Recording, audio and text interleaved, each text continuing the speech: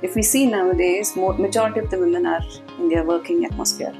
What happens with women who are very career oriented is that they forget on their other aspects of life. And a study which was done in Hyderabad's IT sector by Ms. Sharmila Rudrappa, it was found that there is unintended infertility in women who are working. It so happens that they become so busy in their career that they forget their other aspects of life, for example, exercise, physical well-being, making sure that they have social interactions, making sure that they have some time for themselves and for the family. This indirectly leads to infertility, and it's very important to know that the current work culture is unknowingly leading to infertility issues in women. Hence, this topic of how women should manage their fertility along with their thriving careers is a very important topic and needs to be talked about. It so happens that once infertility diagnosis is there for a couple, managing the visits to the clinic, managing the doctor appointments, and managing other regular activities like exercise and a good plant-based diet especially is something very critical for the couple. Let's take, for example, doing an IVF. What are the time commitments around it? If we consider an IVF treatment, women have to accommodate at least about 10 visits to the clinic, wherein the initial visit would be just for initial assessment of the person to know what are their chances, how they should go about, what are the types of treatment they would be taking up during IVF. And this would include some blood tests and a chat with the doctor to correct if there are any deficiency or abnormalities in their blood tests. Once this is done, an IVF usually starts on the second or the third day of the cycle. Now during this time, the patient will have to visit because there will be some scans and then some blood tests to know their hormones, and then starts the ovarian stimulation. Now this whole process from the time of starting the IVF cycle to the time when an ovum pickup happens takes about 8 days plus or minus 2 days.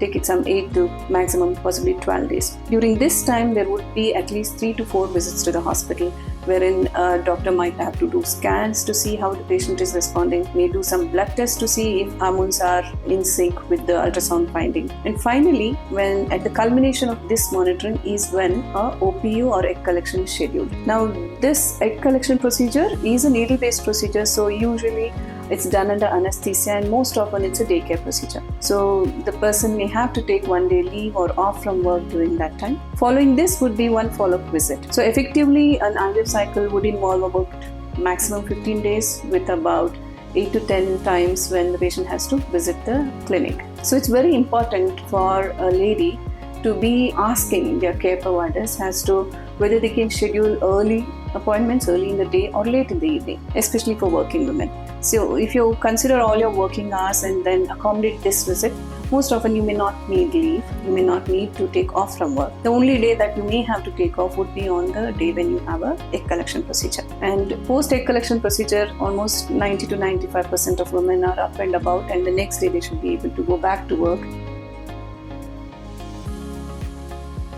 Actually, many of our patients also do ask this question that, do I have to just take off from work or take 2 months leave or 3 months leave for fertility treatment? I would strongly suggest and say an emphatic no for this question. Basically because when you take a sabbatical, you tend to actually focus entirely only on the treatment, and that actually becomes disadvantage rather than advantage. When one takes sabbatical and has nothing to do, most often women tend to overthink, and this leads to reading some blogs relating to all the negativity that's around fertility treatment. It's important to educate oneself on fertility treatment. It's important to read some professional patient information leaflets on infertility treatment, but this should happen along with their career, along with the work. Taking a sabbatical is definitely not a good option. It would be rather wise for the patient to actually talk to their employer, talk to the care provider, and make sure that they manage both during the treatment. However, if the work is extremely stressful and if the person is not happy at work, now that becomes a different situation altogether, and in such situation it's always wise to switch the job. So it's a good idea to manage both work and the treatment together, because as it's told, watch pot never boils. So if you keep a pot of water for boiling and keep watching it, you will feel that it never does.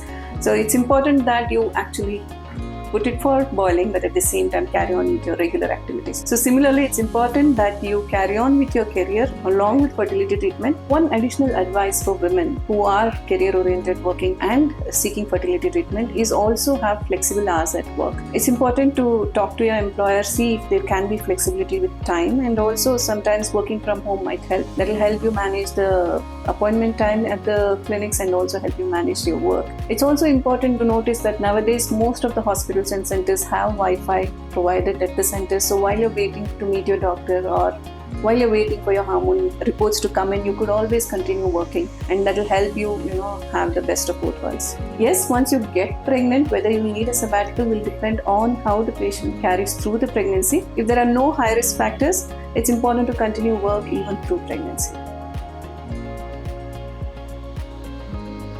This is one misconception that I commonly come across, and our patients also keep asking, should I be on bed rest after an embryo transfer or an IUI treatment? It's very important to know that bed rest is not recommended, and it's very important for women to be physically active. It is known beyond doubt that physically active women conceive easily, faster, and have healthier pregnancies. So it's important that women resume physical activity. In fact, we encourage women to be up and about, say, in a day or two of embryo transfer. Once the embryo transfer is done, possibly in 24 to 48 hours is when the implantation happens. So those 24 to 48 hours, I suggest to all our patients to be away from any physical or mental stress, and post that to get back into routine activities of going to work, of minimal exercise, and having a good diet. So it's important to note that bed rest is definitely not the right thing to do, but at the same time, exercise also should be in moderation.